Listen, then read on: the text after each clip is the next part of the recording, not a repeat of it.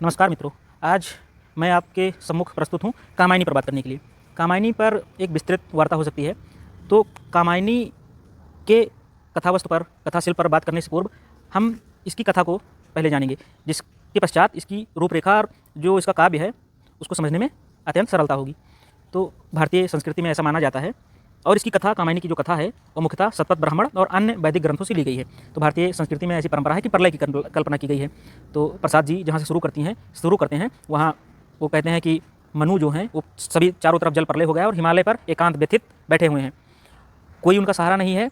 और वहीं से उनकी कामायनी की शुरुआत होती है। वो लिखते हैं कि हिमगिर के उत्तुंग शिखर पर बैठ शिला की शीतल छाह, एक पुरुष भीगे नैनों से देख रहा था प्रलय प्रवाह। फिर श्रद्धा आती हैं, श्रद्धा उनको सहारा देती हैं और यहीं से इस महाकाव्य की शुरुआत होती है।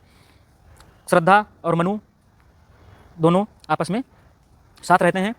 फिर कथा यहाँ से चलती है और कुछ समय पश्चात श्रद्धा और मनु संसर्ग क्रिया करते हैं और श्रद्धा गर्भवती हो जाती हैं। तो श्रद्धा अपने जो पुत्र है, जो अभी इस धरती पर आया नहीं, उसे अत्यंत स्नेह करने लगती हैं। तो मनु यह देखते हुए ये सोचते हैं कि जो पुत्र अभी इस धरती पर भी नहीं आया उसको पहले से इतना महत्व दिया जा रहा है, तो उसके बाद तो मुझे महत्व ही नहीं दिया जाएगा। तो मनु वहाँ से बिना बताए श्रद्धा को चले जाते हैं। तब पुनर्मिलन में उसकी मार्मिक अभिव्यक्ति करते हुए प्रसाद जी लिखते हैं, श्रद्धा कहती हैं कि रूठ गया था अपनेपन से, अपना सकी न उसको मैं, वह तो मेरा अपना ही था, भला मनाती किसको मैं। यही भूल अब सूल सर्दिश है, साल रही उर्मे मेरे, कैसे पाऊंगी उसको मैं, कोई आकर कह दे रे।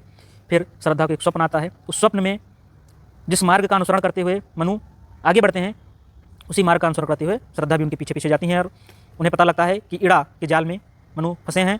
और इड़ा जो बुद्धि का प्रतीक है, मनु मन के प्रतीक हैं और श्रद्धा उदात्त भावना का प्रतीक है। तो जब मनु वहाँ इड़ा के जाल में पड़े रहते हैं, वो एक वेदिका के पास पड़े रहते हैं और मदिरा में लिप्त श्रद्धा पहुँचती हैं, बहुत व्यथित हो जाती हैं देखकर।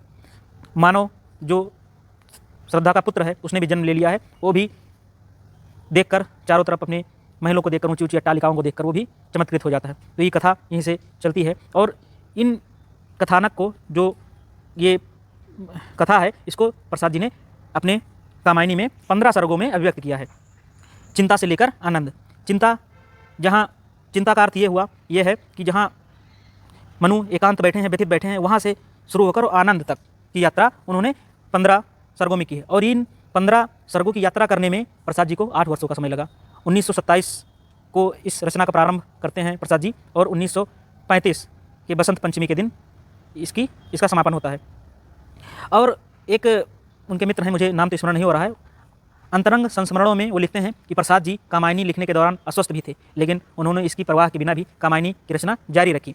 और कामायनी छायावाद के उन्नयन का शीर्ष ग्रंथ माना जा सकता है। इसमें प्रसाद जी इसकी भूमिका में लिखते हैं कि कामायनी छायावाद की संभावनाओं और को उत्कर्ष और परिणाम तक ले जाने वाली बृहद रचना है।